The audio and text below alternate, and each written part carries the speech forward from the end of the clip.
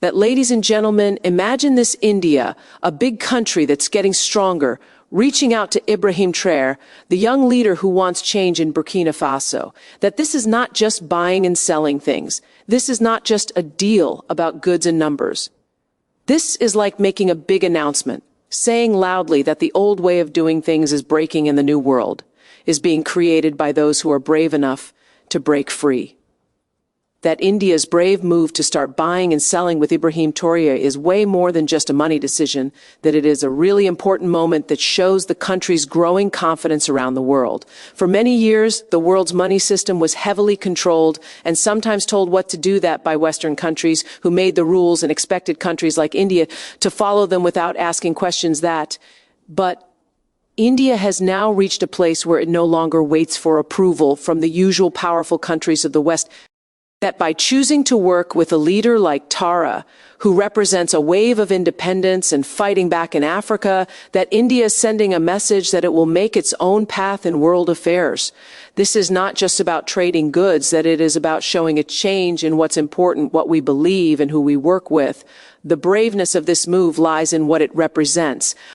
Ibrahim Traoré, that as a young leader who wants change, represents fighting against old colonial leftovers and Western control, that working with him means India is choosing to support a vision of being independent and making your own decisions, that not just for itself, but standing together with countries that have been ignored or pushed around by bigger countries. That this is important because it shows India's willingness to look beyond the usual centers of power, America, Europe, that and their friends, and to create meaningful friendships with countries that share a spirit of independence. That India's decision also reflects smart thinking ahead in today's connected world. That friendships are not just about military strength or political agreement, but also about getting resources, markets, and trust. That by stepping into Africa with friendships like this, that India is putting itself as a trustworthy friend that respects independence and wants growth for everyone, rather than taking advantage. That this is different from how colonial powers took advantage of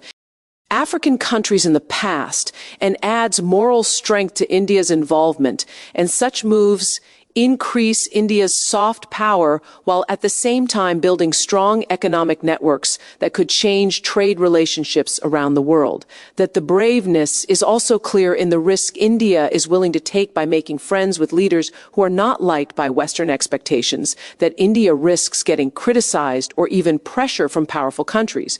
Yet instead of giving in to those pressures, that India is standing tall and saying that it has the right to choose its friends and its future. This courage to challenge the way things are shows that India is no longer happy with being a quiet player, but is ready to act as a shaper of world realities. That on a deeper level, this brave move is also a sign of India's own journey of self-confidence. That a country that once struggled under colonial rule, India, is now working itself with leaders who reject the leftovers of colonial control. That in doing so, India is not only helping its own interests, but also lifting up a shared vision of independence and dignity. That the move captures the heart of a rising power that is ready to lead by example, ready to go against old patterns, and ready to create a new story where independence, respect, and making your own decisions are more important than giving in and depending on others. That breaking the old way is not simply about making new friendships or changing trade partners, that it is about challenging a system that has controlled the world stage for hundreds of years. For way too long, that the world has worked under a framework where Western powers decided the rules of how to act, that deciding which countries were allowed to do well and which would stay dependent.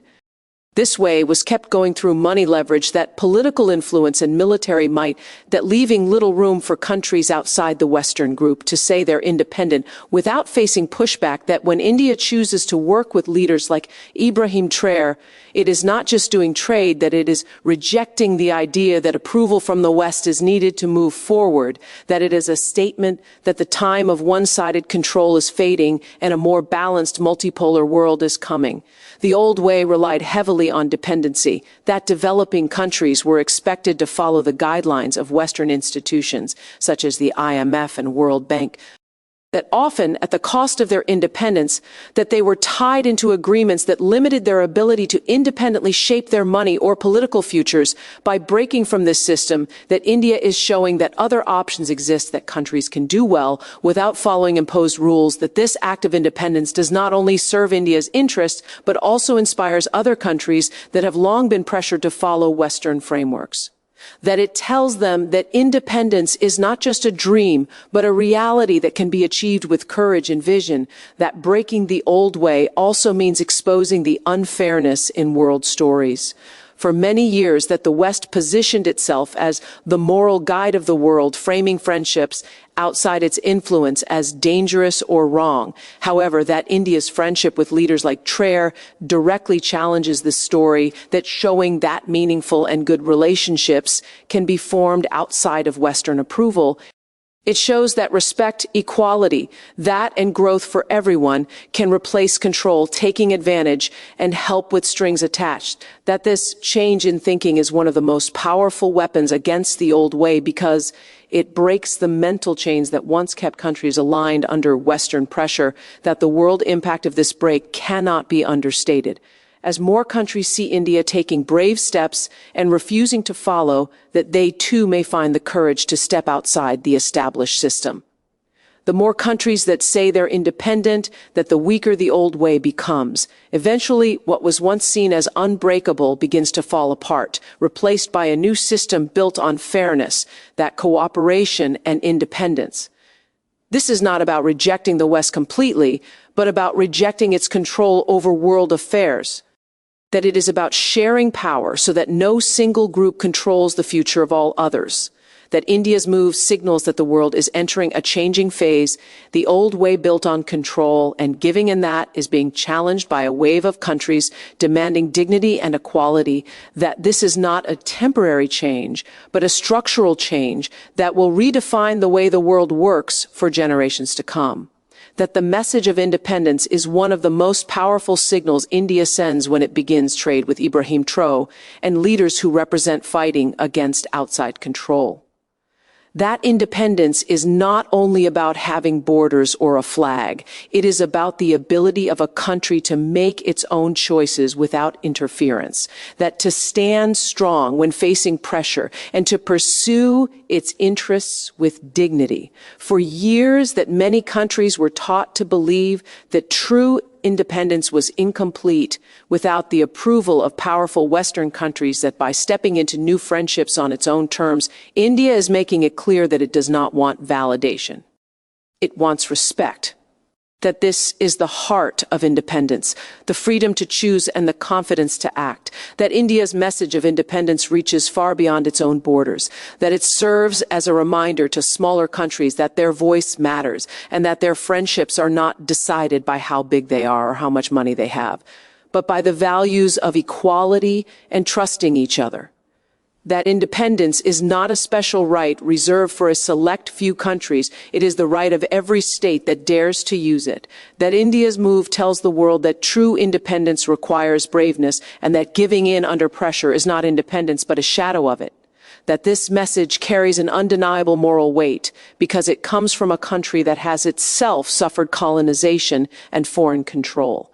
That and has fought hard to get back its voice. This message also challenges the world power structures that often blur the meaning of independence. That too often countries are told they are independent, yet they stay tied by money dependencies, political influence and military pressures from stronger powers. India's actions reveal that independence is not theoretical. It is practical. That it is the ability to do trade, alliances, and diplomacy without needing permission from anyone else. That it is the statement that a country can walk its own path even if it goes against the expectations of powerful groups.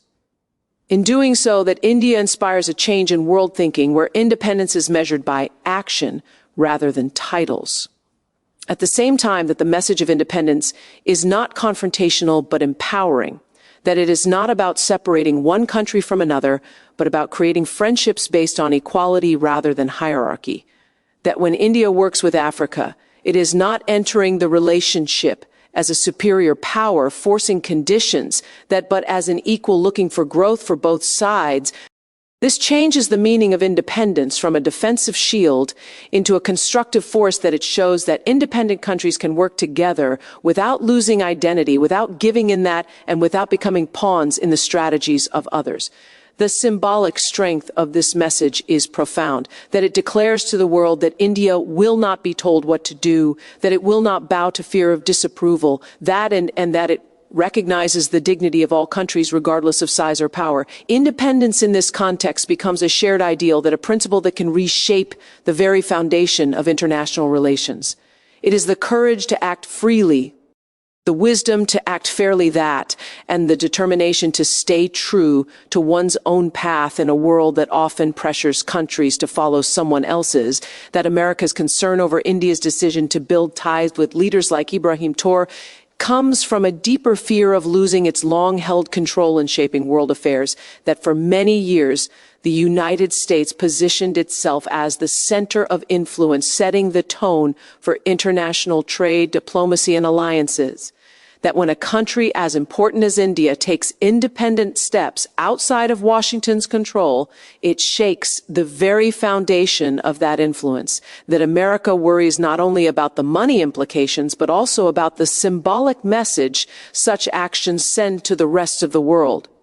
That if India can confidently choose its friends without relying on Western approval, then other countries may follow that weakening America's role as the gatekeeper of world legitimacy. At the heart of this concern lies the issue of power. America's strength has never been limited to its military or economy alone. It has relied on the perception that it is indispensable, that by maintaining control over world institutions, shaping financial systems, and policing international stories, that the United States has built a framework where countries often felt forced to align with its expectations, that India's choice to move beyond that framework threatens the believability of this system. It shows that other options exist. And once those other options gain traction, America's control on world influence begins to weaken. Economically, that America fears losing markets and influence in regions it has long considered within its area of interest. Africa, that with its vast natural resources and growing young population, is a continent that many world powers are turning toward.